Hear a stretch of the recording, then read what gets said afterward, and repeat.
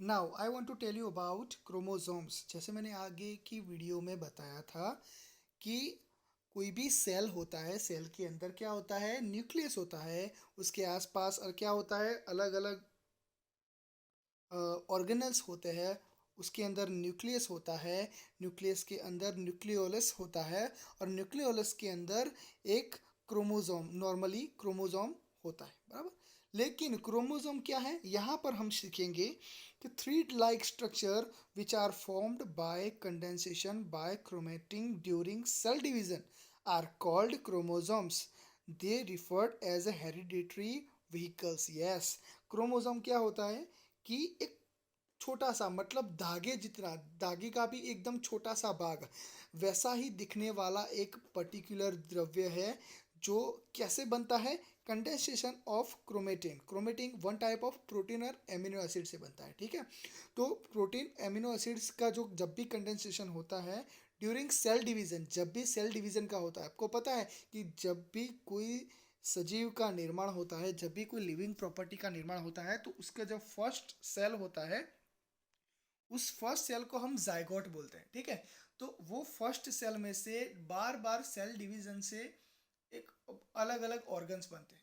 सबसे पहले हमने सेल के लिए पढ़ा था कि सबसे पहले क्या होता है, सेल, सेल से क्या बनता है, ग्रुप ऑफ सेल से क्या बनता है, टिश्यू, टिश्यू से ऑर्गन, ऑर्गन से ऑर्गन सिस्टम, और ऑर्गन सिस्टम से बॉडी बनती है।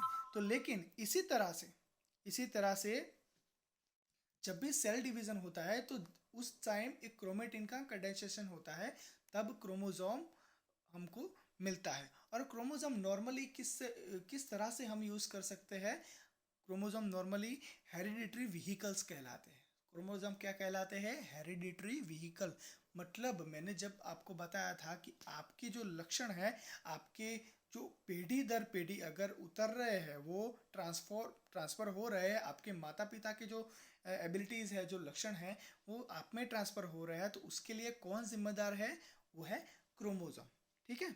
उसके बाद chromosome are made up of DNA and proteins. और क्रोमोसोम भी किससे बने होते हैं, डीएनए और प्रोटीन से बने होते हैं। तो शायद आपको पता होगा कि डीएनए क्या है, आरएनए क्या है, मैंने आपको समझा दिया है अगर। उसके बाद a chromosome consist of two similar thread called chromatid, ठीक है। तो क्रोमोसोम का यहाँ पर कुछ स्ट्रक्चर मैंने दिया गया है। तो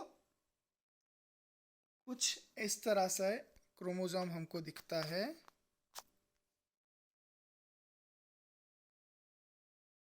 यहाँ पर जो मैं आपको दिखा रहा हूँ उसको हम क्रोमोसोम बोलते हैं। क्रोमोसोम का मतलब उनमें कुछ वन क्रोमेटिड होते हैं, ठीक है। तो वो क्रोमेटिड एक दूसरे से अटैच्ड होते हैं। वो क्रोमेटिन क्या होता है, एक दूसरे से पर्टिकुलर अटैचमेंट होते हैं। उसके बाद यहाँ पर वन क्रोमेटाइड, यहाँ पर इट्स सिस्टर क्रोमेटाइड, मतलब उसी तरह से अलग अलग क्रोमेटिड एक दूसरे से जुड़कर एक प्रॉपर क्रोमोसोम बनाते हैं। और वही क्रोमोसोम की असली तस्वीर यहाँ पर आपको दिख रही है, ये ओरिजिनल क्रोमोसोम, ठीक है।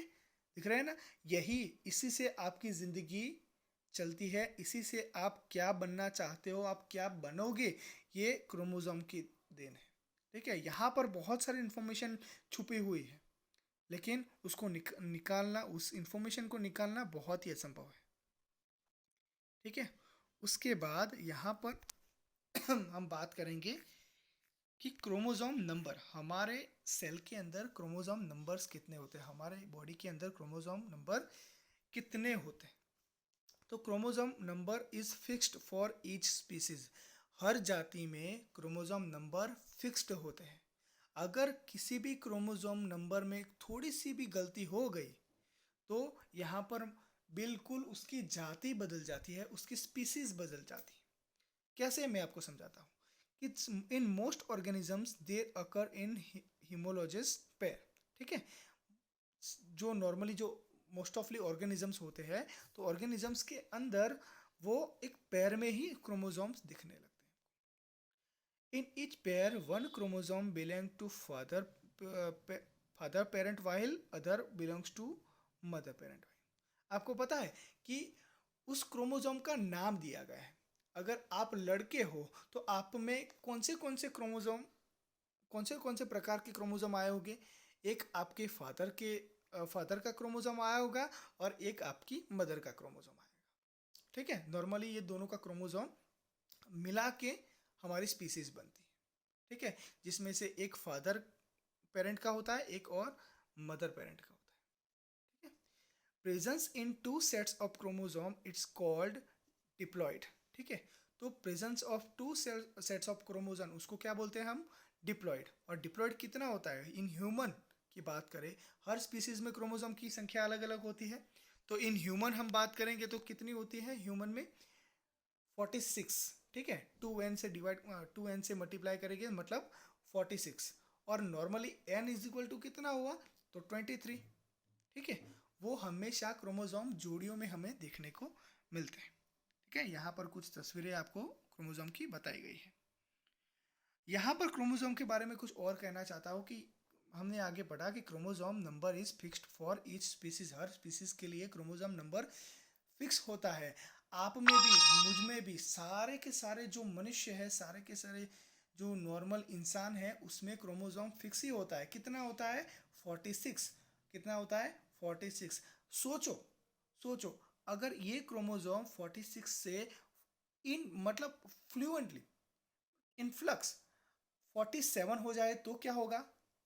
तो आपकी प्रजाति भी खतरे में आ सकती है। मतलब लड़का है वो शायद लड़की बन सकता है, वो जो लड़की है वो शायद लड़का बन सकता है।